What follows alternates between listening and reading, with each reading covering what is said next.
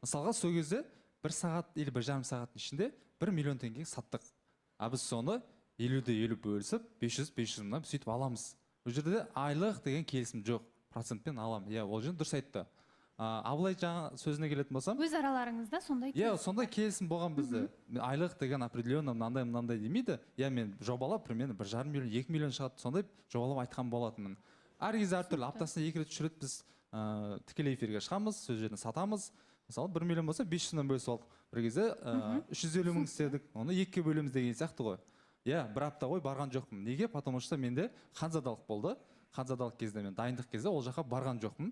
Ол кісінің өзінде жабық эфирлер болды. Оның кісі де ол да босамады, мен де бос болмадым. Иә, ол кісінің демек сіздің жаңа телефоныңыздан хабары жоқ. Ол кісі вообще телефонға вообще қатысы жоқ. Иә, жігіттер сұрайды ғой мына жерден.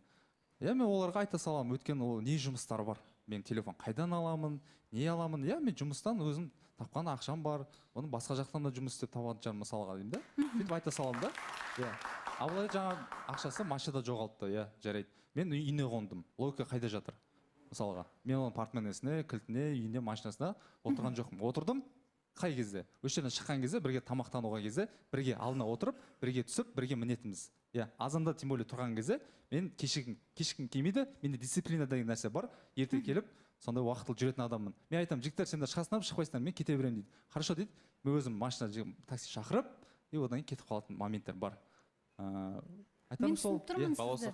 Себебі сізден барлығы сұрап қалғанда, менің ақшаны қайдан алғаным, телефонды қайдан алғаным, сіздерге не шаруа дегендей сұрақ болады ғой, кімде болса да.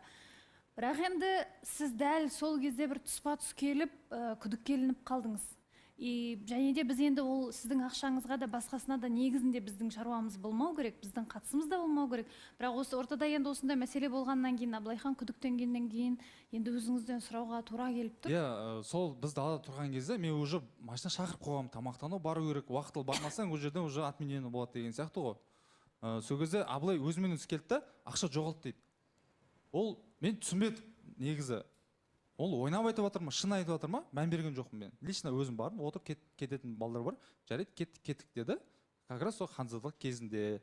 Одан кейін Абылайдың өзіне жақындаған болатын. Абылай, что там, бәрі дұрыс па, жаңағыда іздестіріп жатсың ба деген кезде болмаған айтты. Менде бәрі дұрыс, дәлел болады, скоро видео бар, смело деді. Болды онда дедім, видео шығатын болса, онда смело жүре берем дедім да, өйткені мен осы жерде бауырсаған мен айтайыншы. Абылайхан, тоқтаңызшы, мен былай жасайықшы, Абылайхан, сізге де мүмкіндік беріледі ойыңыз